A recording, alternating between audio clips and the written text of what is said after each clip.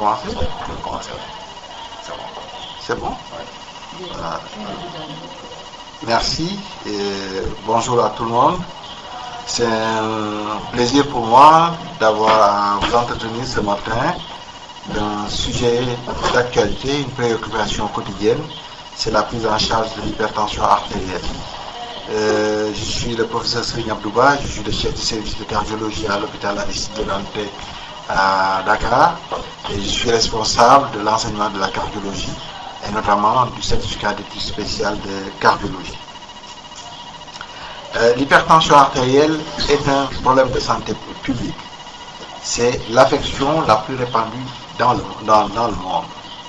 On dit que l'hypertension artérielle se porte bien car au moins 1 milliard d'hypertendus, il y a 1 milliard d'hypertendus dans le monde.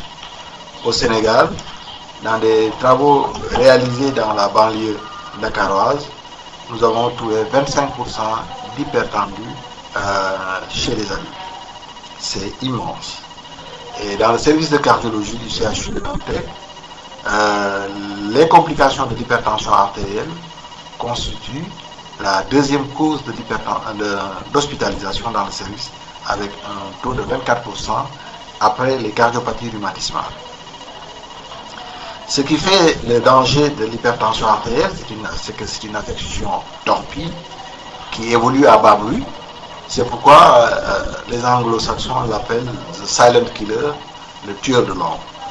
Mais ce qu'il faut retenir surtout, c'est que c'est le principal facteur de risque cardiovasculaire et que l'hypertension artérielle multiplie le risque d'accident vasculaire cérébral par 7, le risque d'insuffisance cardiaque par 4, le risque d'infarctus par 3. Et environ 1 décès sur 8 dans le monde est lié à l'hypertension artérielle. Ce qui est important de souligner actuellement, c'est surtout la notion de risque cardiovasculaire global. Parce que plus que les chiffres, c'est cette notion de risque cardiovasculaire global qu'il faut envisager. Et la notion de risque cardiovasculaire global inclut à la fois le niveau de la pression artérielle, les facteurs de risque associés et l'atteinte des organes cibles, notamment le rein, le cerveau ou le cœur. Il faut savoir qu'ici, en Afrique, et comme partout ailleurs dans le monde, l'hypertension artérielle est une maladie chronique qui nécessite un traitement long, et un traitement rapide, un traitement qui est difficile et un traitement qui est coûteux, qui va contribuer à la paupérisation de nos populations. Mais d'abord, qu'est-ce que c'est que l'hypertension artérielle? Nous n'avons pas une définition exacte, nous avons une définition qui est arbitraire. Et donc, ce qu'il faut considérer, c'est que c'est un niveau de risque. Plus on a une pression artérielle élevée, plus le risque vasculaire est important. Et on considère qu'à partir de 115 mm de mercure systolique, le risque est exponentiel. Pour parler d'hypertension artérielle, il faut une élévation de la pression artérielle au-delà des limites fixées par les recommandations. Nous reviendrons sur ces recommandations à 2 ou 3 consultations distinctes d'1 à 2 semaines d'intervalle et dans les mêmes conditions. La prise de la tension doit se faire au repos et loin de tout stimuler. C'est ainsi que, pour mettre tout le monde d'accord, l'Organisation mondiale de la santé a donné une classification de la pression artérielle en 1999. C'est ainsi qu'on parle de pression artérielle optimale si la systolique est inférieure à 120 et la diastolique inférieure à 80. La pression est dite normale si la systolique est inférieure à 130 mm de mercure et la diastolique inférieure à 85 mm de mercure. On a défini une normale haute, c'est entre 130 et 139 pour la systolique et 85 et 89 pour la diastolique. À partir de 140-90, on entre dans l'hypertension. L'hypertension artérielle légère au grade 1, pression artérielle entre 140 et 159 mm de mercure, pression diastolique entre 90 et 99 mm de mercure. Hypertension artérielle grade 2, modérée, la pression est entre 160 et 179 mm de mercure pour la systolique et 100 et 109 pour la diastolique. l'hypertension artérielle grade 3 sévère, quand la pression artérielle est supérieure à 180 pour la systolique et 110 pour la diastolique. C'est habituellement le cas en Afrique, parce que très souvent, nous découvrons des malades avec des chiffres tensionnels très élevés. On parle aussi d'hypertension artérielle systolique pure, quand la pression artérielle systolique est supérieure ou égale à 140 mm de mercure et la diastolique inférieure à 90 mm de mercure. Il y a la définition américaine avec la Joint National Committee numéro 7, mais cette classification introduit la notion de préhypertension entre 120 et 139 pour la 120 et 139 pour la systolique et 80 et 99 pour la diastolique. Et ensuite une classe en stade 1 ou stade 2. Un bref rappel de physiopathologie. Il faut savoir que nous parlons de l'hypertension artérielle, mais surtout de l'hypertension artérielle essentielle, c'est-à-dire sans cause. Donc, on ne connaît pas la cause la plupart du temps. Il existe des hypertensions secondaires que nous retrouvons dans 5% des cas environ. Donc, le gros du problème, c'est cette hypertension artérielle essentielle qui pose problème. Et pour rappeler un peu des principes de physiopathologie, on parle de la loi de Poiseuille, que la pression artérielle est régie par les résistances périphériques que multiplie le débit cardiaque. Et on se rappelle que le débit cardiaque est égal au volume d'éjection systolique que multiplie la fréquence cardiaque. Donc l'augmentation d'une de ces composantes, soit les résistances périphériques, soit le débit cardiaque, peut être source d'élévation de la pression artérielle et par conséquent générer une hypertension artérielle. Plusieurs théories pour cette physiopathologie, une théorie cardiogénique, parce que tout à l'heure je vous ai dit que l'augmentation du débit cardiaque pouvait être élever la pression artérielle, donc c'est la théorie cardiogénique. L'hypothèse neurologique par stimulation du système sympathique et l'hypothèse des facteurs hormonaux, parce que l'hypertension artérielle aussi est une maladie hormonale. Et quand on parle du système hormonal, on parle surtout du système rénine-angiotensine-aldostérone. Vous voyez que l'angiotensinogène est transformé en angiotensine 1 par l'intermédiaire de la rénine. Donc cette action de la rénine est très importante. Et l'angiotensine 1 va être transformée en angiotensine 2 par l'enzyme de conversion. Et donc cela va aussi être un point de blocage quand nous arriverons au traitement. Mais l'angiotensine 2 est un puissant vasodilatateur parce qu'il augmente la pression artérielle, il augmente les résistances périphériques, il augmente le débit cardiaque. Mais l'angiotensine 2 aussi stimule la production d'aldostérone qui va entraîner une rétention hydrosolée et stimule aussi l'hormone antidiurétique. Donc tous ces effets vont contribuer à l'augmentation de la pression artérielle. Et donc, vous comprendrez aisément que pour traiter l'hypertension artérielle, il va falloir agir sur ces leviers qui sont peut-être l'enzyme de conversion, l'angiotensine 2, l'aldostérone et même la rénine. Nous y reviendrons. Il y a aussi comme cause d'hypertension artérielle un déficit en facteur hypotenseur. C'est le cas du facteur artérial natriurétique, de la prostacycline et du système calicréine-quinine et du monoxyde d'azote. Tous ces facteurs sont des facteurs qui sont hypotenseurs. Et bien sûr, on ne saurait parler d'hypertension, de sa physiopathologie, sans parler du rein. L'origine rénale de l'hypertension artérielle est démontrée parce qu'il y a un défaut d'expression sodique qui est très souvent majoré par une consommation excessive de sel. Évidemment, nous n'oublierons pas la part génétique de l'hypertension artérielle dans certaines familles. Maintenant, quid de la prise en charge? La prise en charge a un intérêt, c'est certain. Si on ne prend pas en charge l'hypertension assez tôt, nous aboutissons à des catastrophes.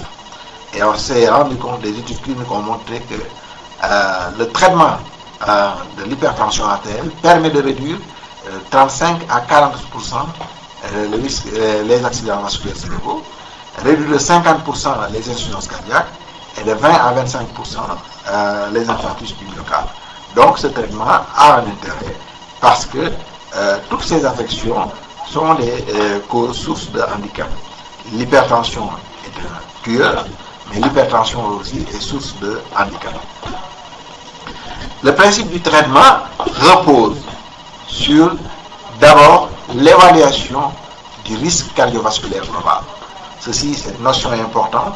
Et je rappelle que l'évaluation du risque cardiovasculaire global inclut le niveau de pression artérielle, inclut les facteurs de risque associés, mais inclut aussi également l'atteinte des organes cibles, c'est-à-dire le cerveau, le rein et le cœur. Mais en Afrique, il y a une particularité, il va falloir faire l'évaluation socio-économique du patient, parce qu'on entre dans un cycle infernal, dans un traitement à vie, dans un traitement continu. Et il y a des principes de base pour ce traitement. C'est d'abord la monothérapie de préférence, c'est-à-dire un seul médicament de préférence, et la monoprise, c'est-à-dire une prise journalière avec un médicament qui couvre les 24 heures. C'est pourquoi il est important, dans la prise en charge de l'hypertension, dans vos prescriptions, de voir la cinétique, la demi-vie des molécules que vous utilisez. Nous y reviendrons. L'objectif donc du traitement, c'est de réduire la morbidité et la mortalité cardiovasculaire et rénale. Donc l'objectif, c'est que tout le monde, tous les adultes, doivent être en dessous de 140-90 mm de mercure. Si le sujet est diabétique ou bien s'il a une insuffisance rénale, l'objectif tensionnel est d'être inférieur à 130 sur 80 mm de mercure. S'il y a une insuffisance rénale avec une protéinurie supérieure à 1 g par 24 heures, l'objectif c'est d'être à une pression inférieure à 125 sur 75 mm de mercure. Il faut bien sûr, évidemment, prendre en charge les complications et les facteurs de risque, parce que la prise en charge de l'hypertension artérielle doit être une prise en charge globale. Je reviens sur cette évaluation de du risque cardiovasculaire rapidement pour vous rappeler, pour vous montrer ce tableau fait par la Société européenne d'hypertension artérielle et l'European Society of Cardiology. Il faut considérer le niveau de pression artérielle normale, normale haute, grade 1, grade 2, grade 3. Le nombre de facteurs de risque, soit 0 facteur de risque, 1 ou 2 facteurs de risque, 3 facteurs de risque ou lésion d'un organe cible ou diabète. Le diabète est une. Et là, vous avez les manifestations cliniques. Si vous voyez que, par exemple, si vous avez un patient qui a une hypertension à 140 sur 90 mm de mercure et qu'il a un diabète, il est déjà à un risque élevé. S'il a, par exemple, 3 facteurs de risque, il fume, il a du cholestérol, et il est obèse, avec 140 sur 90, il est à risque élevé. Et donc, vous avez que ce patient est à risque élevé avec 140-90, avec ses facteurs de risque. Il est l'équivalent d'un patient qui a une pression artérielle supérieure à 180 sur 110. Donc vous voyez que cette évaluation du risque cardiovasculaire est une notion importante, et donc on ne doit pas traiter les sujets sans avoir évalué le risque. C'est en évaluant le risque cardiovasculaire grave qu'on peut s'engager réellement dans la thérapie. Et la thérapeutique utilise les moyens thérapeutiques, c'est d'abord les mesures hygiéno-diététiques, toujours, partout et tout le temps. Mesures hygiéno-diététiques. Ensuite arrive le traitement pharmacologique, c'est-à-dire les médicaments antihypertenseurs. Bien sûr, nous ne parlerons pas du cathétérisme interventionnel et de la chirurgie qui interviennent surtout dans le cadre des hypertensions artérielles secondaires. Mesures hygiéno-diététiques, c'est donc la réduction du sel, c'est la réduction du poids visée à obtenir un poids optimal, c'est une activité physique régulière, c'est l'arrêt surtout du tabac, qui est un toxique, un poison dangereux, c'est la diminution des graisses et c'est surtout l'augmentation de la consommation en fruits et légumes. Ces mesures contribuent à faire baisser les chiffres tensionnels et contribuent aussi à diminuer le risque vasculaire et sont la base de la prévention des accidents cardiaques ou cérébrovasculaires. Bien sûr, il ne faudrait pas faire la politique de l'autruche, il faut éviter toutes les substances qui peuvent élever de manière artificielle la pression artérielle.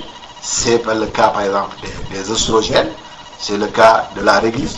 N'oubliez pas que la réglisse est contenue dans beaucoup de bonbons que nous étudions. C'est le cas des corticoïdes avec nos femmes qui se font une dépigmentation, mais c'est surtout les anti-inflammatoires non stéroïdiens qui sont très souvent utilisés chez les sujets âgés qui sont pleins de rhumatisme. C'est les sympathicomimétiques, c'est l'érythropédine, c'est la cocaïne ou les amphétamines. Donc il faudra faire une enquête policière pour voir s'il n'y a pas de facteurs qui puissent élever la pression artérielle avant la prescription des médicaments. Le traitement pharmacologique utilise des classes thérapeutiques habituelles, ce sont les diurétiques, les bêta-bloquants, parce que ce sont les plus anciens sur le marché et en prix beaucoup plus abordable. J'ai mis bêta-bloquants plus ou moins parce qu'il y a encore actuellement une polémique sur les bêta-bloquants, mais la Société européenne de cardiologie n'a pas enlevé les bêta-bloquants dans la liste des médicaments à utiliser dans le traitement de l'hypertension artérielle, et nous y reviendrons. Il y a les inhibiteurs calciques, les inhibiteurs de l'enzyme de conversion. Rappelez-vous que du système rénine-angiotensin-aldostérone, je vous avais dit tout à l'heure qu'il fallait bloquer ce système rénine-angiotensin-aldostérone, mais il y a aussi les antagonistes des récepteurs angiotensin 2 et qui agissent au niveau du système rénine-angiotensin. Mais il y a aussi ce qu'on appelle les associations fixes ou les bithérapies, parce que on s'est rendu compte qu'à monothérapie, on ne peut équilibrer qu'environ 50 à 60% des hypertensions artérielles. Les diurétiques, les mécanismes d'action, c'est les médicaments les plus anciens. Augmentation de l'excrétion rénale du sodium entraîne une baisse du débit cardiaque, diminution des résistances périphériques parce que ça agit aussi aux zones, mais les diurétiques entraînent aussi une augmentation de l'activité rénine plasmatique. Pour les diurétiques, je vous ai mis sur ce tableau des exemples de diurétiques qu'on utilise dans l'hypertension artérielle. Et j'ai souligné ici les diurétiques de Lens. Les diurétiques de Lens, c'est surtout le Lasix retard, 60 mg, à la posologie de 60 mg par jour. Je fais une précision ici que le Lasix faible 20 mg, le Lasix comprimé 40 mg ne doit pas être utilisé dans le traitement de l'hypertension artérielle non compliquée. C'est un traitement de l'insuffisance cardiaque. Si vous voulez traiter une hypertension avec du Lasix, c'est du Lasix retard qu'il faut utiliser. Il y a évidemment les dérivés, les thiazidiques et les produits apparentés, comme les Irex ou le Fulex. Il y a aussi les associations de diurétiques. On peut associer les diurétiques entre eux. On a associé une spironolactone et de l'altésique, ça donne l'alactazine que vous connaissez très bien. Les effets secondaires des diurétiques, c'est la goutte, c'est la grossesse, c'est l'insuffisance rénale, sauf pour les diurétiques de Lens, c'est l'hyperkaliémie, mais aussi la possibilité d'aggravation ou bien de révélation d'un diabète. Après les diurétiques, c'est les bêta-bloquants. Je vous ai mis sur ce tableau les bêta-bloquants avec la dénomination commune internationale, le nom commercial, l'activité, parce que les bêta-bloquants se distinguent selon leur cardiosélectivité, l'action purement cardiaque, l'activité sympathico-mimétique intrinsèque et les présentations selon la posologie, la présentation et la posologie. Les plus utilisés sont évidemment le Sectral, l'athénolol qui est vendu sous le nom de ténormine ou bien de bloquium, ou bien sous le nom de ténormine. Je suis plus connecté. Je suis plus connecté, j'ai l'impression. Tu as pris de Léopold. Ah, ok.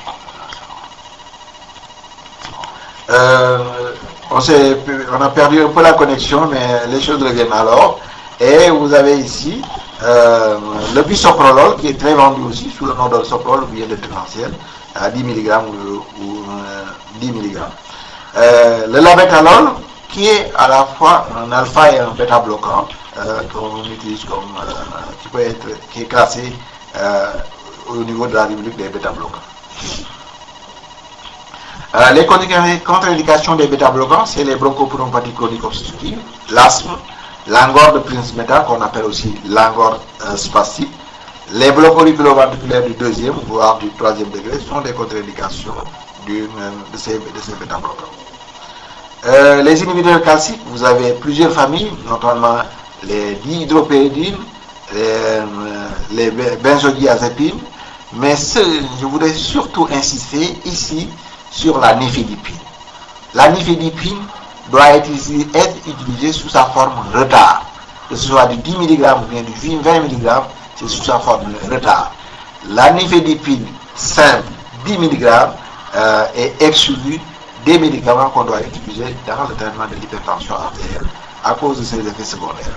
Il y a évidemment l'amlodipine, qui est une molécule qui est vendue sous le nom d'Amlor, d'Amilo, d'Amlivon, parce que c'est une molécule qui est très copiée et qui donne de bons résultats.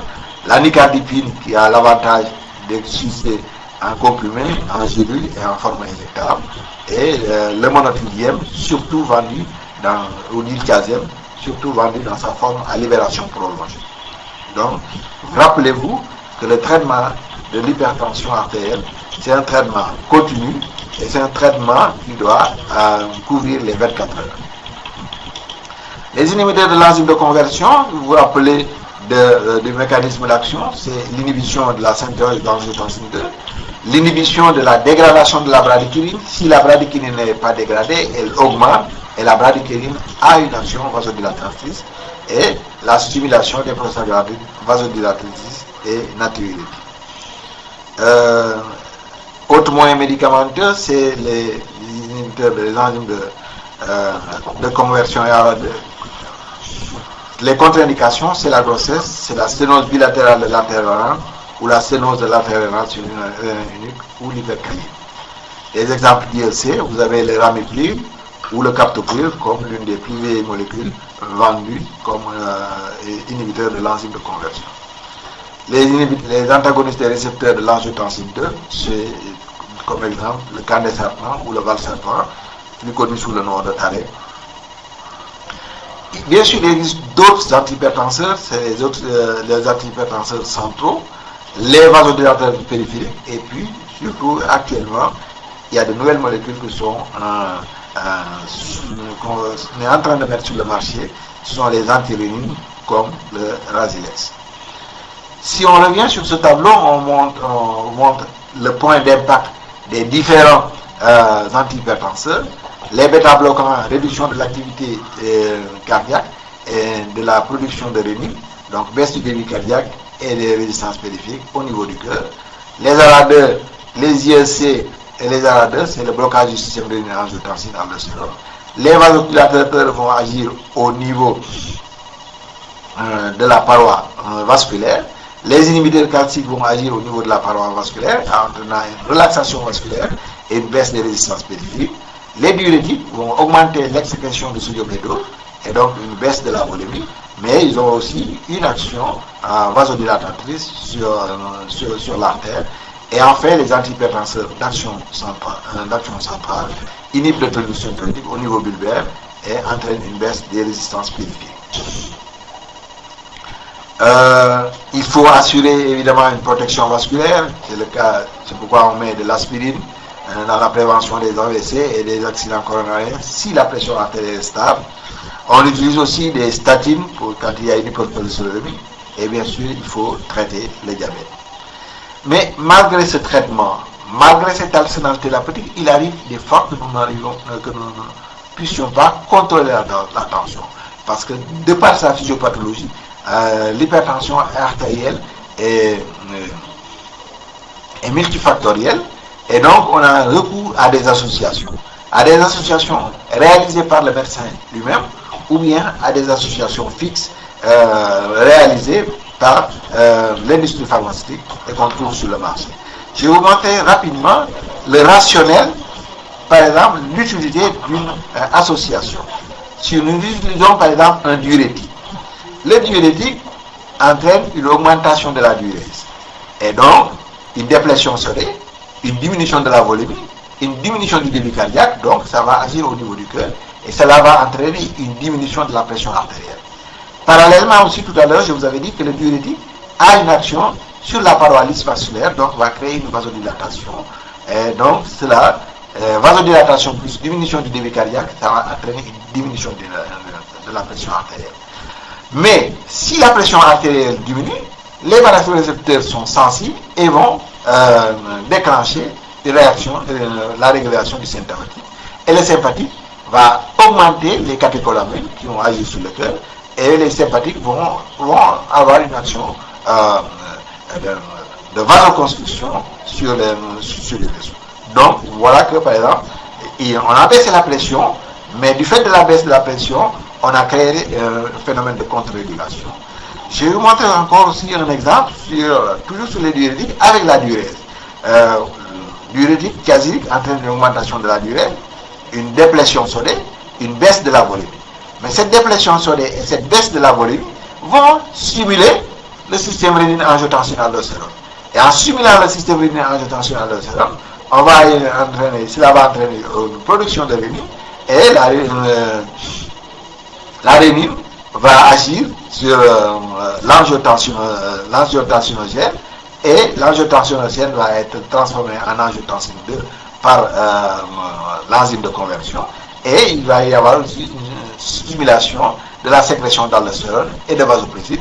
Tout ceci va aboutir à une action vasoconstrictrice. Donc, par le traitement, nous créons les moyens de l'échappement thérapeutique ultérieur. Ça, c'était pour l'exemple des diurétiques. Je vais vous montrer ici rapidement l'exemple de l'utilisation d'un inhibiteur de l'enzyme de conversion. Un inhibiteur de l'enzyme de conversion donc, va entraîner, empêcher la transformation de l'angiotensine 1 en angiotensine 2 qui est un puissant vasoconstricteur. Et donc, dans un premier temps. Et dans un deuxième temps, cet inhibiteur de l'enzyme de conversion va augmenter la production de bradykardine qui est vasodilatatrice. Donc, l'absence de production d'angiotensine 2 entraîne une levée de la vasoconstriction. L'augmentation de la bradykardine entraîne une vasodilatation. Voilà l'action principale d'un inhibiteur de l'enzyme de conversion. Mais cet inhibiteur de l'enzyme de conversion, une fois qu'il a fait baisser la pression artérielle, va aussi stimuler les barorécepteurs et une régulation centrale avec augmentation de la stimulation de la production de catécholamines circulantes. Mais aussi, l'angiotensine, l'absence de l'accumulation, l'absence d'angiotensine 2 va avoir un effet de rétrocontrôle sur la production de rénine et il va y avoir une autre voie de production d'angiotensine 2, ce qui va contribuer aussi à élever la pression artérielle. Donc vous voyez que aussi bien pour les diurétiques que pour les inhibiteurs de l'enzyme de conversion, on pourrait mettre des exemples pour les inhibiteurs calciques et pour les bêta-bloquants. Nous créons nous-mêmes les conditions pour baisser la pression artérielle, mais nous créons aussi les problèmes des contre-régulations qui à la longue vont obliger l'organisme à s'adapter. C'est pourquoi un produit qui est utilisé et qui est efficace à la longue devient inefficace à cause de ces phénomènes de contre-régulation. Dans les bithérapies, on a deux paniers. D'abord, dans un panier, on a les diurétiques et les inhibiteurs de calcium qu'on peut associer valablement aux IEC, aux ARA2 ou bien aux bêta-bloquants.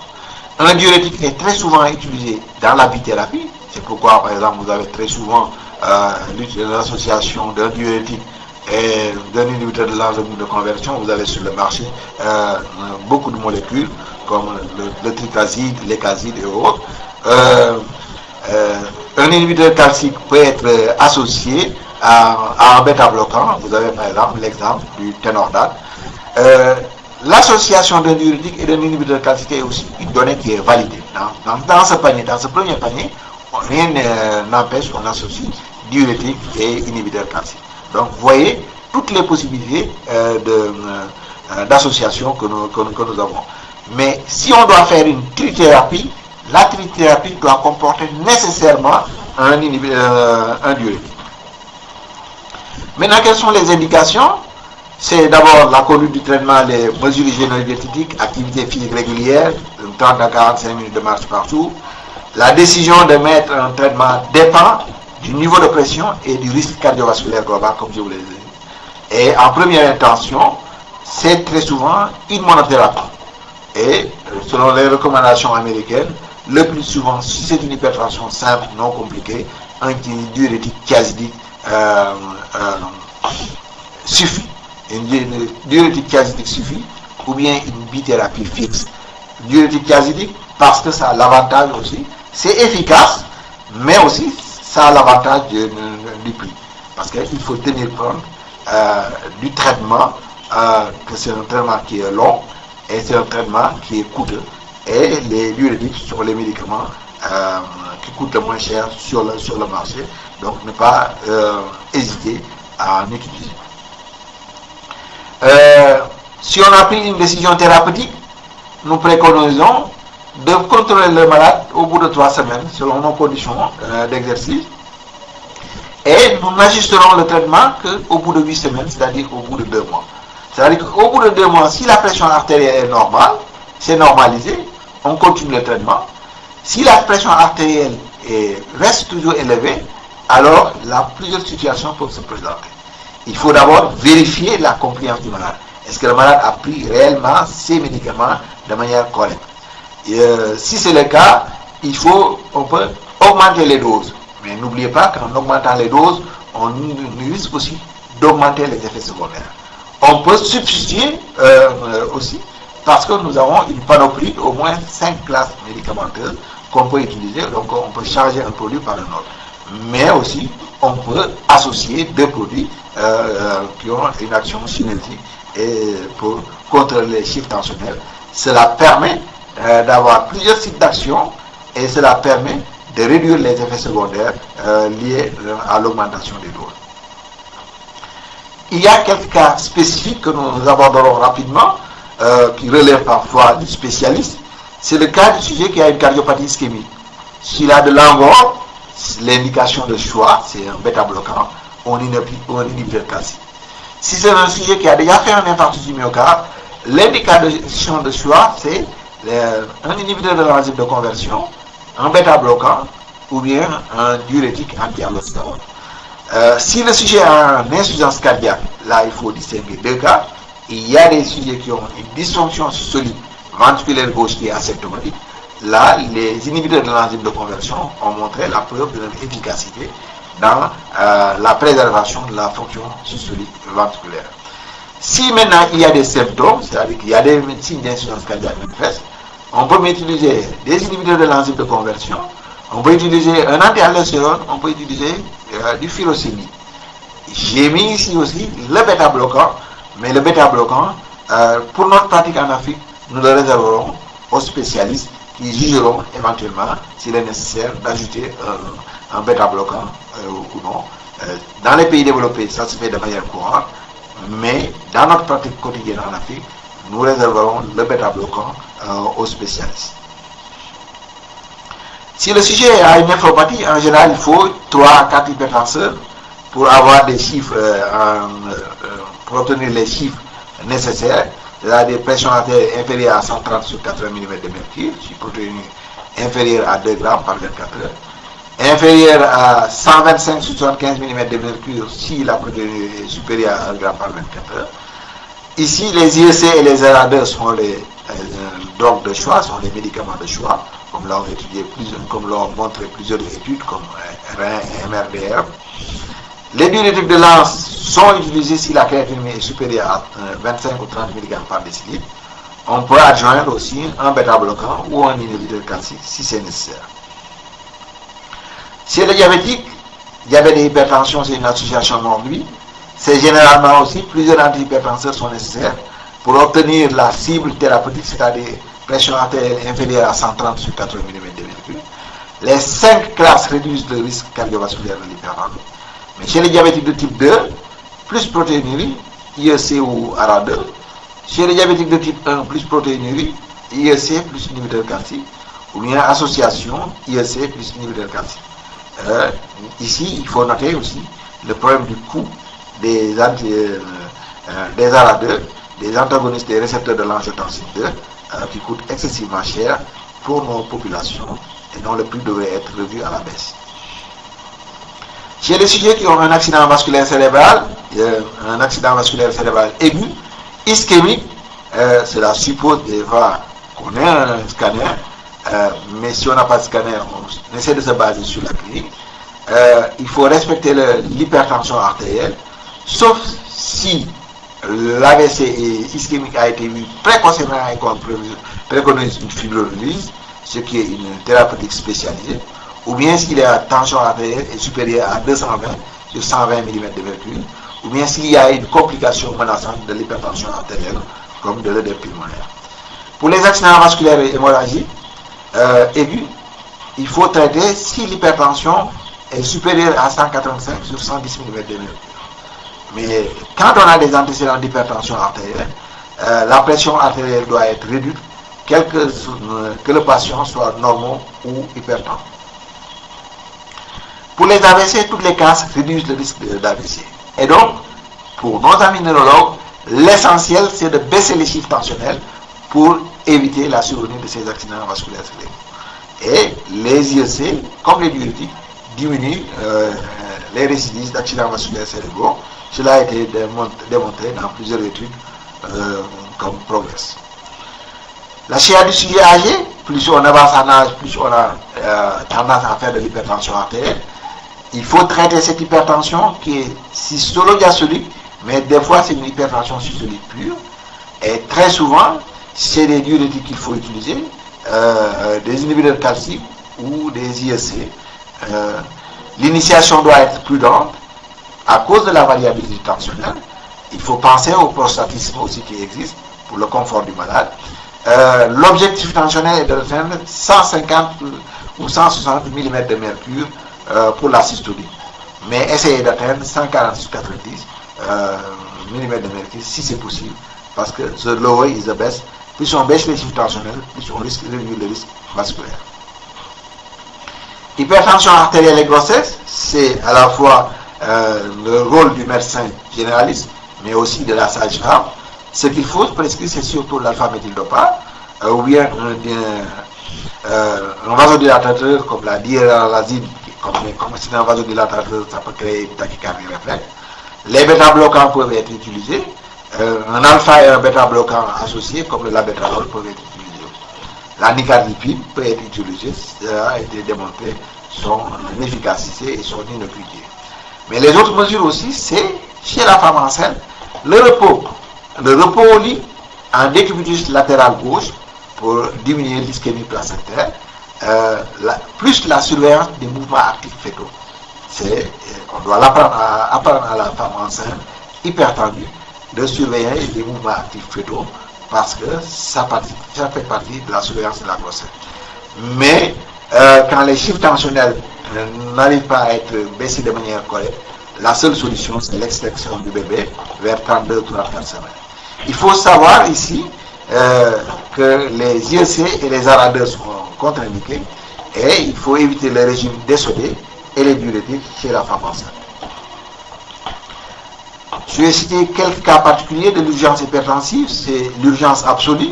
Dans l'urgence absolue, il faut une réduction de 25% de la pression artérielle de quelques minutes à 2 heures, suivant les recommandations américaines. À quelques exceptions près, pour la dissection aortique, il faut faire de l'hypotension contrôlée. C'est-à-dire que la pression artérielle doit être baissée entre 100 et 120 mm pour la systolique. Quand le malade est en œdème pulmonaire, il faut que la pression revienne en dessous de 140-90. Pour l'urgence relative, nous reviendrons sur cela, le traitement, il faut traiter après observation, de 15 à 30 minutes. Si la tension reste supérieure à 180 sur 120, il faut faire une réduction progressive de la tension en 12 à 24 heures. Il ne faut pas chercher coûte que coûte à réduire de manière brutale la pression artérielle. Ici, c'est l'arbre décisionnel que je vous montre pour les urgences hypertensives. C'est défini par une pression artérielle supérieure ou égale à 180 sur 120 mm de mercure. Quand il y a une souffrance viscérale, c'est-à-dire œdème pulmonaire, dissection aortique, c'est l'urgence absolue, c'est hospitaliser les malades, rechercher les autres causes d'élévation de la pression artérielle. S'il y a des symptômes cardiovasculaires, il faut mettre un traitement antihypertenseur parentéral. S'il y a des symptômes neurologiques, si c'est possible, avoir un fond d'œil, tout médecin généraliste doit faire un fond d'œil. Recourir à l'imagerie si les décisions disponibles, c'est-à-dire le scanner avant le traitement. S'il y a une encéphalopathie ou une hémorragie, et recourir au traitement antihypertensif. Maintenant, quand il s'agit d'une urgence hypertensive relative, c'est-à-dire sans souffrance viscérale, il faut surveiller pendant 15 à 20 minutes. Ensuite, traitement oral pour obtenir une baisse progressive si la pression est élevée. Si c'est une poussée vraie, il faut mettre de la nicardipine ou bien du captopril. Voilà pour les urgences hypertensives et surtout après référer vers une instance supérieure. Malgré l'arsenal thérapeutique dont nous disposons, il arrive qu'une hypertension artérielle soit déclarée résistante. On appelle hypertension artérielle résistante une hypertension artérielle qui est supérieure, une pression artérielle supérieure ou égale à 140 sur 90 mm de mercure, malgré les mesures diététiques qui sont la base du traitement, et malgré une triple association médicamenteuse comportant un diurétique. À ce moment-là, il faut chercher une cause de fausse résistance, brassard inadapté, mauvaise observance. Il faut recourir à la mesure ambulatoire de la pression artérielle sur 24 heures pour essayer de voir si c'est une fausse résistance. Il faut vérifier le respect strict des mesures hygiéno-diététiques. Il faut vérifier l'absence de médicaments pouvant élever la tension ou diminuer l'effet des antihypertenseurs, comme les antiépileptiques, les anti-inflammatoires non stéroïdiens. Il faut vérifier la dose et le type de diurétique utilisé en fonction de l'état rénal. Il faut voir aussi les facteurs associés. La cigarette 15 minutes avant la prise de la tension augmente de manière fatidique les pressions artérielles. L'obésité, la douleur, la vasoconstriction, l'insulinorésistance, tout ça ce sont des facteurs qui vont contribuer à la résistance de l'hypertension artérielle. Il est évident que quand un patient a très mal, au lieu de s'acharner sur la chiffre tensionnelle, il faudrait lutter contre la douleur et comme ça les chiffres tensionnels pourront baisser. Quand faut-il référer? Parce que l'hypertension, comme je vous l'ai dit, c'est une affection qui est très répandue. Ce n'est pas du ressort du spécialiste et très souvent les agents de santé sont en première ligne, l'infirmier chef de poste, la sage-femme, le médecin généraliste, mais il faut sont en première ligne dans la prise en charge de l'hypertension artérielle. Il faut que ces agents de santé de première ligne puissent référer ou passer la main quand il s'agit d'une infection, une hypertension artérielle réfractaire. Quand on a une suspicion d'une hypertension artérielle secondaire, et les hypertensions artérielles secondaires ne sont pas nombreuses, mais quand le traitement résiste, il faut y penser. Et avant de démarrer le traitement aussi, il faut y penser. Quand il y a des signes d'insuffisance cardiaque, quand il y a des tours d'urine, quand il y a des signes d'insuffisance coronaire, que ce soit de l'angor ou simplement des signes électriques, il faut penser référer. Quand il y a une insuffisance rénale, quand il y a un déclin cognitif, parce que certains malades, surtout certains sujets âgés, font des accidents ischémiques transitoires et aboutissent à un état lacunaire, il faut penser à référer vers les spécialistes. Et quand il y a des cénoses artérielles, carotidiennes, ou un anévrisme de la aorte, ou une artériopathie oblitérante des membres inférieurs, il ne faut pas oublier que l'athérosclérose est une maladie qui est polyfactorielle et qui est multiviscérale. Les perspectives pour nos populations, c'est très souvent, ici, nous avons tendance à mesurer la pression artérielle chez le médecin, mais il faut savoir que aussi on peut faire la mesure ambulatoire de la pression artérielle pour résoudre certains cas d'hypertension blouse blanche ou bien d'hypertension artérielle par souci. Il faut encourager aussi certains malades hypertendus à avoir des appareils de mesure pour la tension, pas des appareils au poignet, mais des appareils avec un brassard autour du bras pour faire l'automesure. Mais il faut savoir aussi que le patient doit être étudié pour cette automesure et qu'il ne doit pas de lui-même changer les médicaments. Il est chargé de collecter les données et de les rapporter au médecin. Il faut qu'il y ait une éducation thérapeutique avec l'implication du patient dans la gestion et le suivi de son traitement. Il faut que le malade comprenne le but du jeu, comprenne la nécessité de son traitement. Et il faut des mesures d'hygiène, de santé publique, de prévention primaire dès l'école pour la lutte contre les facteurs de risque, parce que c'est à partir de l'école, à partir du jeune âge, qu'on peut lutter contre les mauvaises habitudes de vie, qu'on peut lutter contre ces facteurs de risque cardiovasculaires qui vont amener l'hypertension artérielle et ses complications. Ces complications qui font de cette hypertension une maladie fréquente et grave, il faut vous rappeler qu'on ne traite pas les chiffres, on traite le risque cardiovasculaire global et que la prise en charge de l'hypertension artérielle doit être personnalisée et passe par l'évaluation du risque cardiovasculaire et passe par l'évaluation aussi des moyens financiers et qu'il est important de savoir que tous les agents de santé et toute la population doivent collaborer pour la prise en charge correcte et effective de cette maladie. Je vous remercie.